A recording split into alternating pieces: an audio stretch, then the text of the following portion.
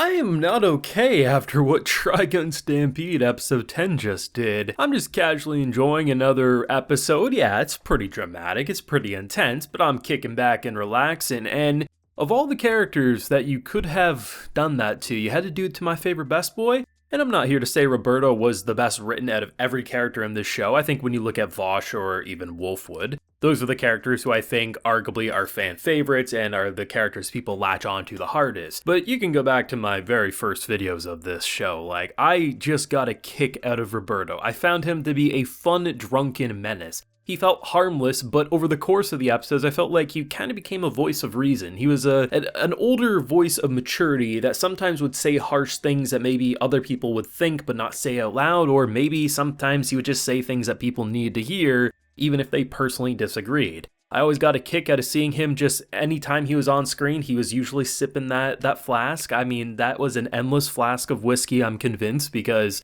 whether he was in the car, whether he was in a hallway, he always was drinking, he always was smoking, and I found him to be a very enjoyable character. And to see how they went about directing that needle gun, it's a nail gun all things considered, telekinetic nails firing whatsoever. I thought they were like this big, turns out they're like railroad spikes when we actually get up close and personal to the wound. The fact that it didn't feel like a shot that was meant to feel deadly in the way that, oh, you thought one of them got hit. When they were running with Meryl, right, and Roberto, and they got into the elevator when Vosh and Wolfwood got there, I didn't look at that and was like, oh, one of them got hit, or, oh, I'm wondering if one of them got hit. No, I was like, oh, they got sent up there, and yeah, maybe something crazy with the brother, Knives, you never know what he's up to, because he's up to no good. No, they just decide to mess with my emotions in that way, and I have to admit, I'm just trying to go for a sip of water, and I see that, and I'm like, bro, you serious?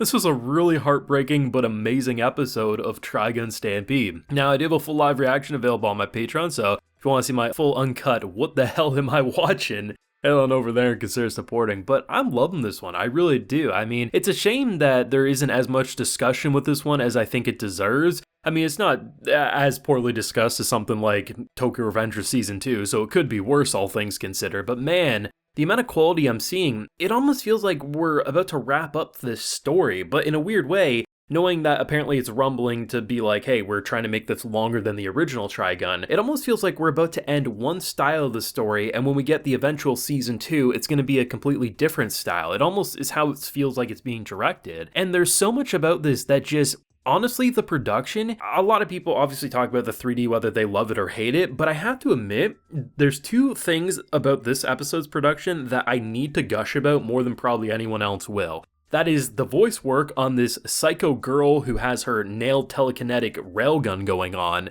and also the OST. First things first, her VA, when there's moments where she just sounds like a normal voice actor, but I can't be the only one when it got into more demonic territory with the way they were filtering, the way she was like just performing this line.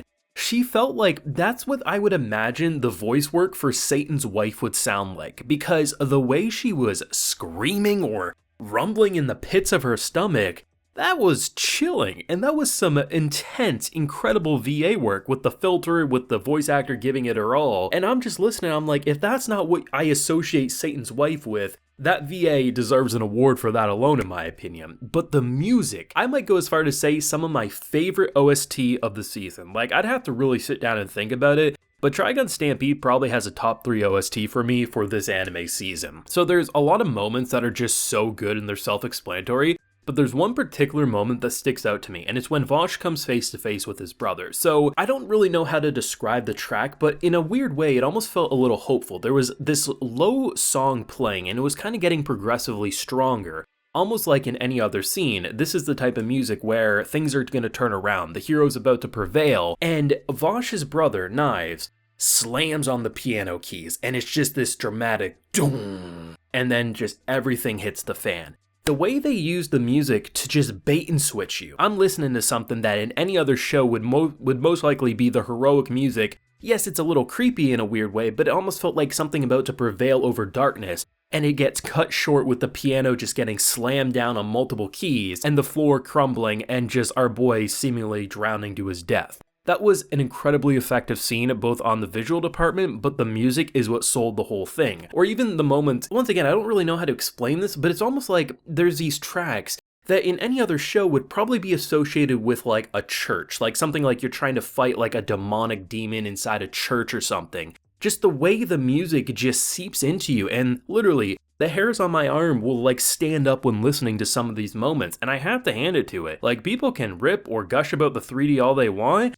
but seriously, the music and the vocal work, the sound direction deserves just as much dialogue as the visual production is, because that is incredible stuff. So this episode really is trying to beat it into our head. What is better for or for the Earth, that is? Is it humans or is it plants? I think most of us probably agree, knowing what humans do to the Earth already in our own world, probably plants would be better. But I like the fact that rather than just going with a mad scientist who's evil for the sake of evil, I like how they went the route of making this man pretty much think like he's in the right. Hey, your person's probably trying to do something to make humans and plants coexist. I'm doing my own thing. And the idea of advancing humanity to the point of being more durable, more advanced, and different, I love how rather than trying to make him just seem like an evil scumbag who tortures people for the fun of it, he comes across as someone who believes what he's doing is right and it's all for the progression of humanity. And if he has to die for it, go ahead. If he has to bear the sins, go ahead. And I was kind of caught off guard by that in a very good way. I wasn't expecting that. And we can see whether it's Wolfwood interacting with him or Meryl and even Roberto, right? There is a lot about this character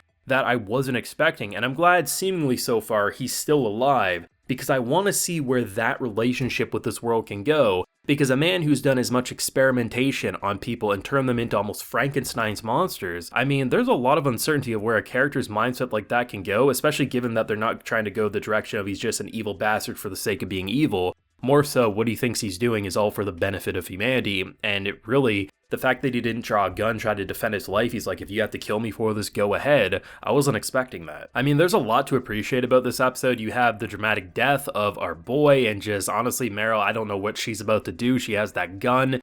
2 bullets in there. I mean, it feels like maybe a path of revenge. You have the brother versus brother. I mean, obviously Vosh can't end right there. A lot of good things about this episode, and as I keep saying, I think I've been saying it for probably 3 or 4 videos, the more I watch of Trigun Stampede, the more I find myself interested in this world. I mean, the only thing I know about the original is that I think Vosh's bounty is a lot bigger than the current bounty he has.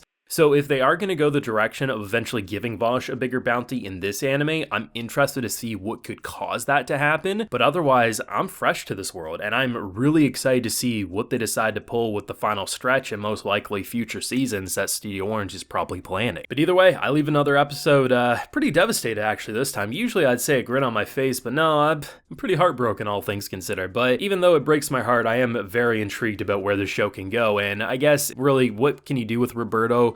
In the long term, probably not as much as you can probably do with a character like Meryl, who will have to completely change personalities. It hurts, but I get why they probably had to do it. But thoughts, feelings yourself down below. Drop a like if you enjoyed, subscribe if you're new around here, ring that bell so you can get notified when I upload on the channel. And of course, as I mentioned, we do have that full live reaction available on my Patreon. While you're there, you can also get a video shout out. So today we have Benjamin Margolis, Frozen Zero, Chemist, and Blue Knight. So I appreciate the support, everyone. Please take care and have a good one.